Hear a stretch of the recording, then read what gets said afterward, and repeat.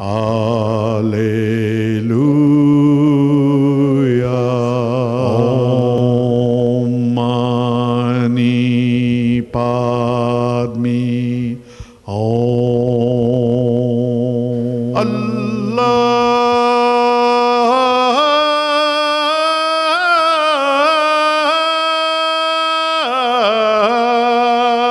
Satnam. Welcome. You're watching Harmony and Diversity. And today we're speaking with Gayatri, a spiritual educator, a writer, a speaker, and a Brahma Kumaris representative at the United Nations. We're also speaking with Maureen. She's a Brahma Kumaris and has been for 30 years in Asia. She's now back in Australia. And one of her focuses is a fascinating idea of looking at the future of power. Thanks for coming in. Brahma Kumari, what's that mean? It's got a long, that's back in 1938 I think was where it sort of really started to take form. Can you give us a bit of an idea of what being a Brahma Kumari is all about? So actually sometimes it gets a little bit confusing for people. It's a new word and it started in India. And sometimes people wonder, is it a Hindu sect or what is it all about? Actually, it's a very ancient teaching of Raj Yoga, which is the connection between the soul, Atma, and Paramatma. So this is the practice of the Brahma Kumaris. What we're trying to research and develop is that connection so that we can be in that union, you know, as much as possible. It started as an organization, as you said, around 37, and it was started by a man, but it has always had from the beginning the idea that women need to take a lead spiritually. So he always put women in front. His name, we called him Prajapita Brahma. He always put women in front, and this organization has always had women in front as the leaders. And is that still the case, isn't it? Yes, but interestingly we have about 50-50 men and women practicing, but the role of leadership, we try to put women in front for that. And how does that fit? Do men revolt against that, or is it something that they accept willingly? They really, I think, at least the ones I've met, I think they are probably already thinking that there should be a little bit more equality in society. But I think it brings a beautiful balance because women then develop their confidence and the men, I think, develop their humility and it's quite a beautiful balance, I think, I see within the organisation. Yes, that's right, a little bit of humbleness. I just notice here that, is it Dadi Yankee, is it? She's your principal. One thing she said, and if you don't mind me reading it, you probably could recite it, but I'll read it for our audience, is, "What kind of world is forming now, beyond this winter of war and sorrow, of poverty, pollution, and death? In the winter we foresee the spring. Those with a positive vision of the future give us an image of a world on this planet where all things are given freely, where the highest human potential is fully realized. But we can get to the stage only when there are leaders to take us there." But that's a pretty exciting observation. Yeah. Leaders to take us there. How does you inculcate that concept of leadership? How do you communicate, like the Brahma Kumari? How do they communicate as a group? Do you have sessions? Do you have? Is it a religion for a start? Is it a religion? Well, the Brahma Kumaris is a community of individuals. We call ourselves a family of humanity. Of individuals coming from 130 countries with a common aim of connecting through a spiritual equality of the spirit and looking at the supreme being as the parent. And so it allows us to be, as children of that supreme, a certain spiritual equality. The Brahma Kumaris is also called a school, a learning environment. And so every Brahma Kumari or Brahma Kumar, because it's masculine and feminine, Brahma Kumari is the feminine, Brahma Kumar is the masculine. We see ourselves as students of lifelong learning. Right. And thirdly, the Brahma Kumaris is, of course, an organization because you need structure. You need to be accountable at many different levels. And so the leadership within the Brahma Kumaris is actually a kind of a servant leadership. A leadership that comes from recognizing every individual have got gifts that are very important for the world. And so the leadership that is promoted or is encouraged is to connect to those gifts and to freely give them to the world in that, with that generosity of spirit. Right. We also call it a specialty. Every individual is like a jewel with a special sparkle. And so recognize that sparkle and shine it on the world. And so are we a religion?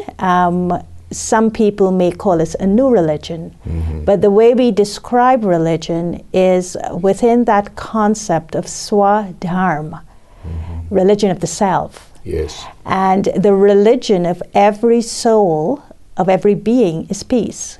So we see our religion as peace, a peace that comes from the inside, and a peace that's inalienable in the being of the human, in the soul. And so everyone has a right to that peace, Yes. as an inheritance from God. That's a fascinating description of it. Thank you, Gayatri. We won't do it now because we're heading up to a break pretty shortly, but I'd very much be interested in just a quick potted version of how you each came to be Brahma Kumari, because it's clearly it is a community. And from what community did you come into the community? But I think what we'll do is we'll go to a break and we'll come back and we'll discuss that just briefly. We'll be back in a moment.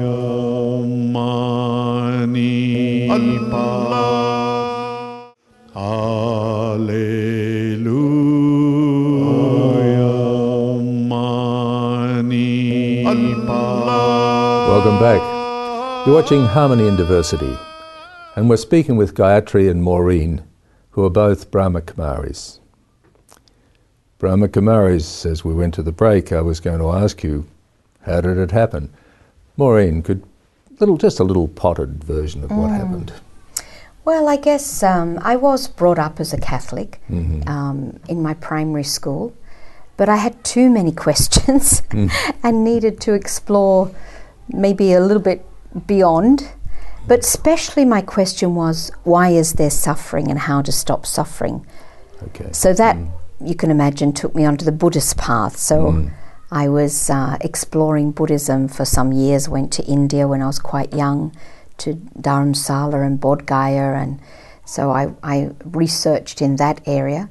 But then I came across the Brahma Kumaris when I returned to Australia.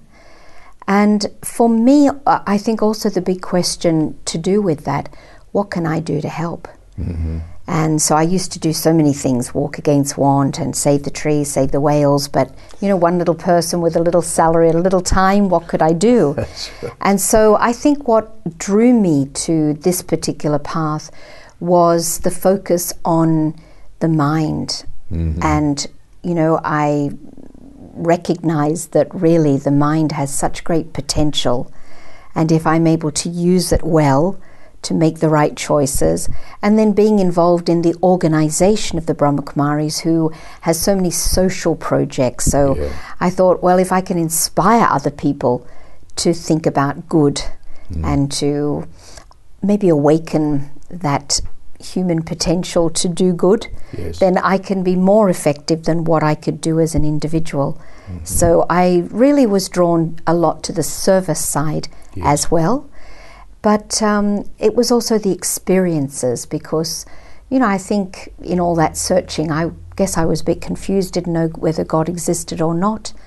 But I experienced it when I sat for meditation, so it wasn't a question anymore. It was just a matter of then trying to understand and deepen that experience and awareness.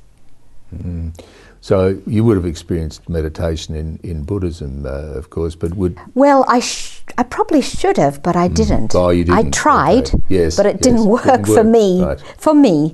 So I didn't really get any experience after 2 years, which is why I was looking for another practice. Interesting. So that was your spiritual base, per se, is that access to the meditation, and then the rest it was the value system. Yes. And then making contributions. Yeah, and service. Yeah.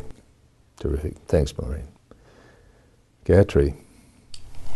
I was born in Guyana, that was called British Guyana at one point until we got independent. And I went to a Catholic school, and I was born a Hindu. So I wouldn't say I was strictly religious, because I never was drawn to the rituals, and in Hinduism we have a lot of rituals. But I had somehow a natural faith that there was God. And so I used to love Jesus Christ, and I saw Jesus Christ as this true messenger of God. And so there was I singing my carols at Christmas and, observing it, the Acts of Apostles, I just knew them and always got an A+ in religious studies. But I think when the Brahma Kumaris came to Guyana, and actually they came in 1975, when it was the International Year of Women. And the sister who came, she was from London, and she came to actually talk to the women of Guyana about empowerment. And my parents, particularly my mother, was actually one of her hosts. She was hosting her in the country. And they started talking about meditation, a word I have not heard before. And when they started talking about meditation and started talking about the idea of everyone has a right to have a direct relationship and connection with the Supreme Being, I was fascinated. And why I was fascinated, it's because Guyana is a country of 6 races. So there's a lot of diversity there. Yes. And so because of the diversity, there was also a lot of conflicts. When we got decolonialized, there was this conflict, racial conflict left between the Indians and the blacks, the Africans. And so, you grew up with these people being your neighbors, and then at one level, there is the political aspect of the relationship, that suddenly they were no longer your neighbors. You better watch out because they were different. Right. But when they introduced the meditation and the focus of meditation, I remember walking into this building that they were occupying and watching people from every racial background sitting very quietly and connecting to this being of light. And I remember I was about 21 or 20, not even 21 as yet. I remember looking at these people, and their faces were so innocent, and they were just looking at this light. And I said, if there is a God, this is what God would be. Someone that transcends that which divides. Someone that transcends the differences and shows us that at one level we're actually all the same, we're connected. So I think that was my entry point into the Brahma Kumaris and the fascination of what they were teaching, but also the entry point into this unifying principle of what it is that draws us together. Yes, that's, and the Brahma Kumari, you do meditation training, don't you? Or have a process where you teach people meditation? What do you do? Yeah, it's actually, I found after experimenting with many methods, at least I found it's quite a simple process because we're not asking people to stop thinking, which is so difficult. In fact, based on the observation that whatever we think about, we get a feeling. Yeah. So we are experimenting in this way, that whatever I want to feel, let me start thinking about that. That's a very and good creating point. the experience. It's a very good point for me to raise the fact that I'm thinking about time and we've run out of it, and we'll come back in a moment. We'll be back in a moment.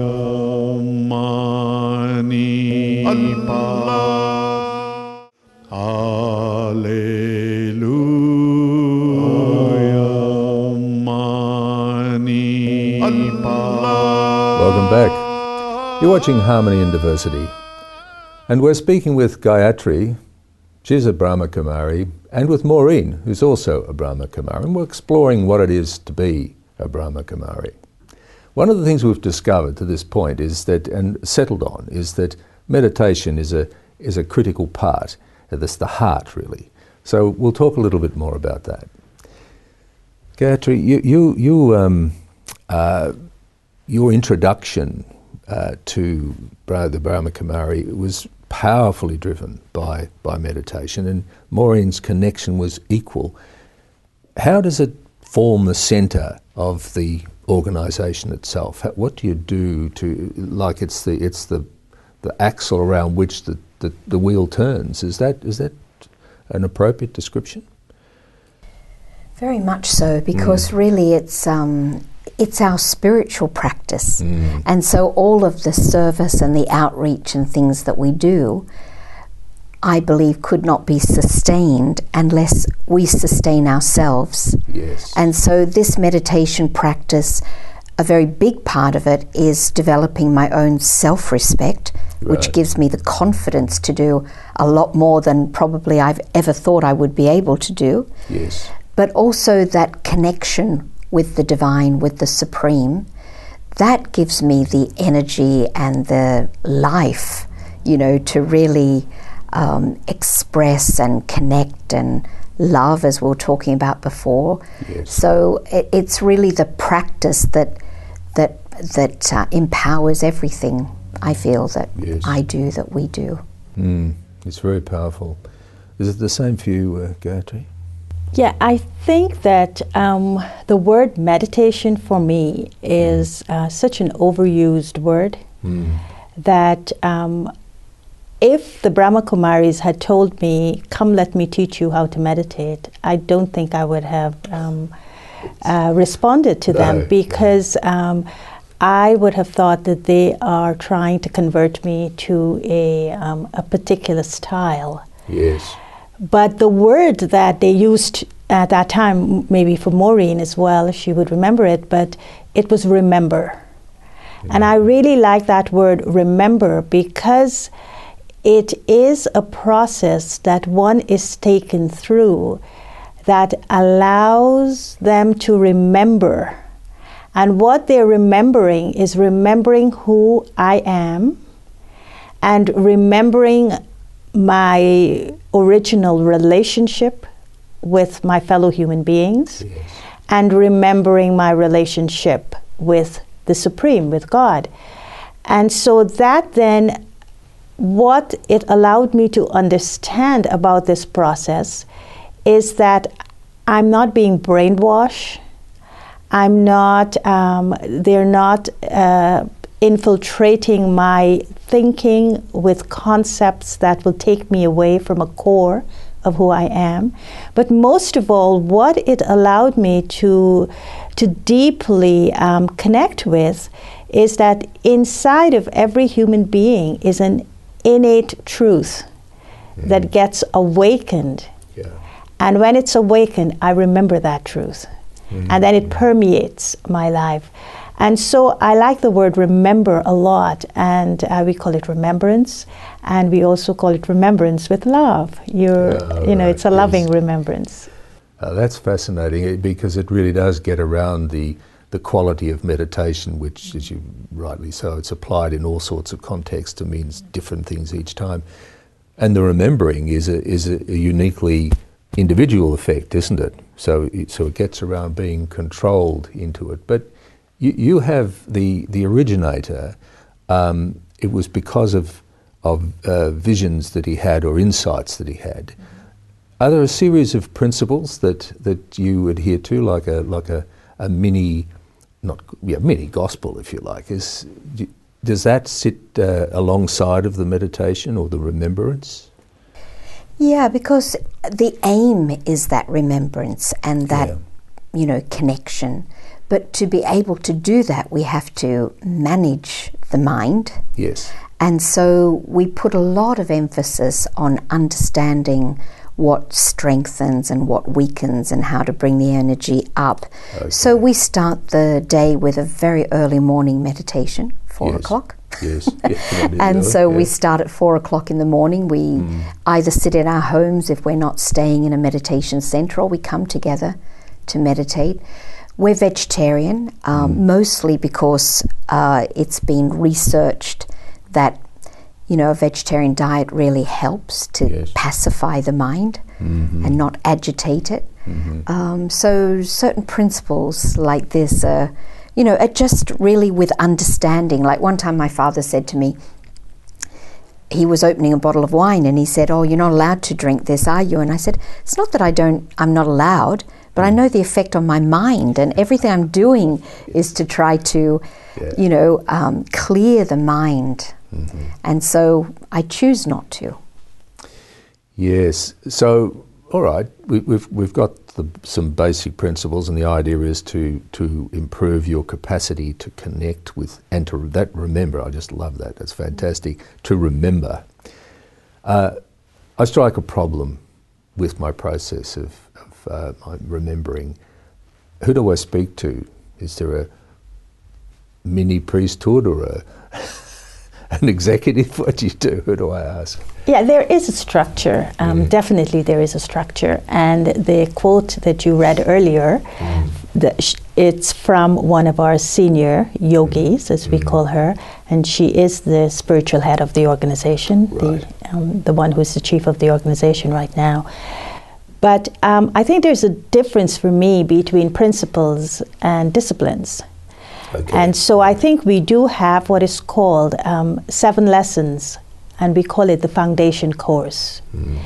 And the 7 lessons outline for us the principles that we need to understand, that is going to take us into the depths of the knowledge, of the remembrance, of the inculcation, and of the practice.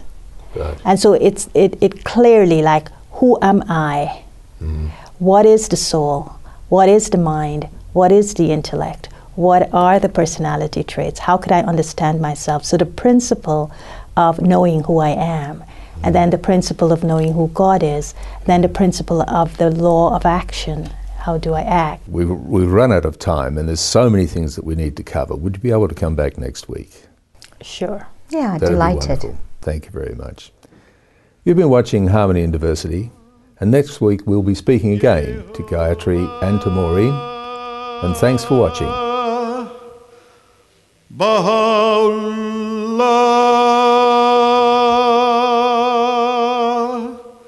Shanti Om, Allahu